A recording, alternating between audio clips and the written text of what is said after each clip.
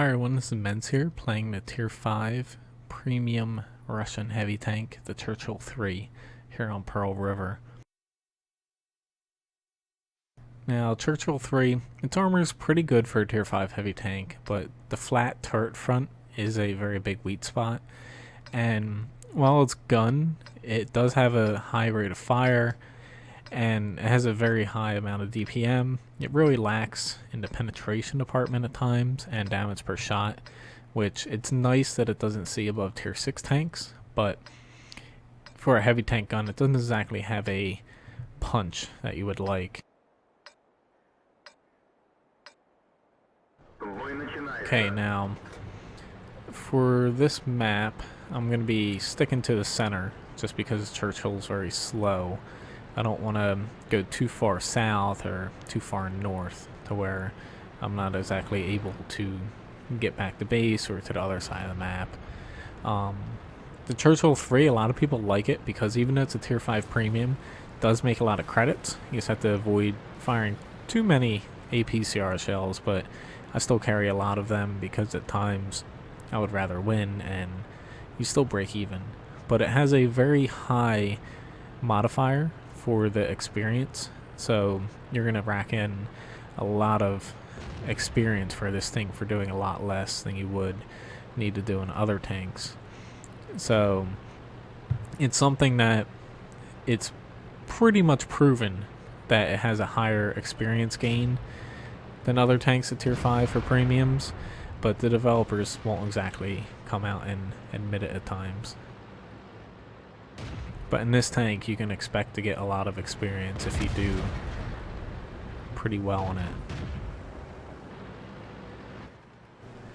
Here's this T-49 here. Just waiting for him to pop back out. And of course, he's not stupid. And there's this PZ-4. Okay, now, ooh shit. Let's angle a little bit. Back on up. This is gonna be a little difficult here.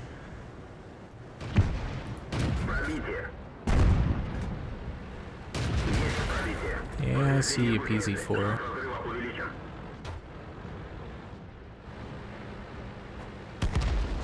Thank you very much, artillery.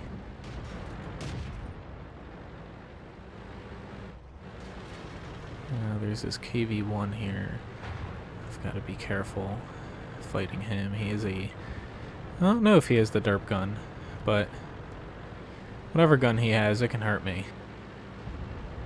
Okay, now he's going to start moving up. So I'm going to head and take out this DW just to get it a little more fair. I'm going to use APCR because KV-1, it has a decent amount of armor on him. And then I'm going to hopefully set him on fire. I'm not sure if I'm going to actually make it. But what the hell, I might as well just take him out. Because worst comes to worst, I'm only going to take one shot from him. But the Churchill is very good for a premium tank, as long as if you realize what tanks you can and can't penetrate with AP, and even APCR if you're facing tier 6s, and also if enemies don't have a very good shot at your turret front.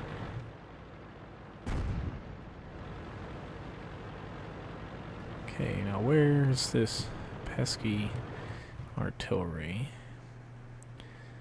Yeah, I'll take a few shots at this guy. I know I can pen him from this long of range. Probably gonna miss a few shots, but more damage. I definitely am not against that. But this tank, for tier 5 premium, you aren't gonna find many better options than this.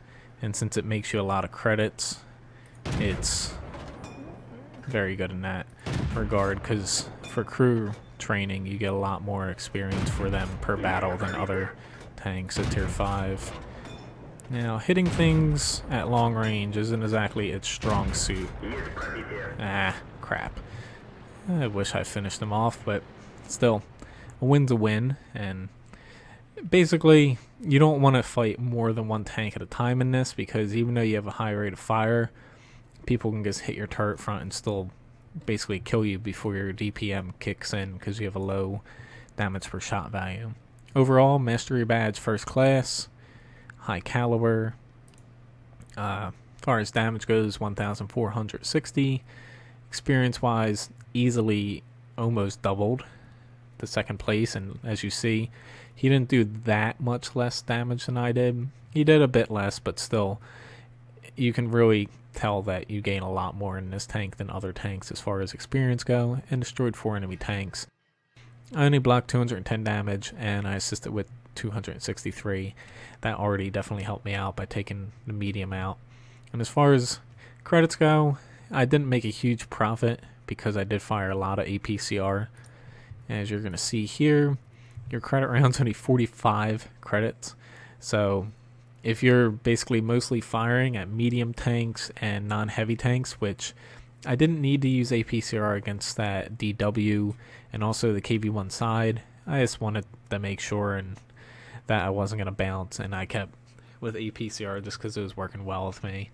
But as you see, the APCR is a lot more expensive, 2,400 credits compared to 45. But as far as the penetration goes, it is a very noticeable gain, and 110 perfectly fine for a tier 5 tank, but against some heavier tanks that you face at tier 5 like the KV-1, you're going to want to have a few APCR for them, and against tier 6s, 110 is a little bit low at times. I want to close that just because your accuracy 0.43 and 2.3 second aim time makes it difficult to hit weak spots. Sometimes it's better for you to just keep going forward, not aimed in, and just keep firing shells off. Then when you get behind them or to the side, that's when you focus on hitting actual weak points. But anyway, very good premium tank, and fits most German crews.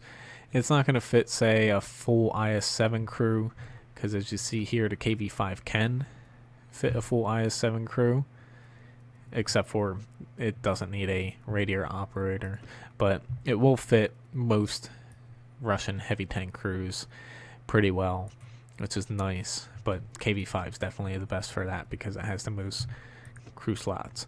So anyway, thanks for watching my video. Please subscribe to my YouTube channel and check out my website, wa2guru.com.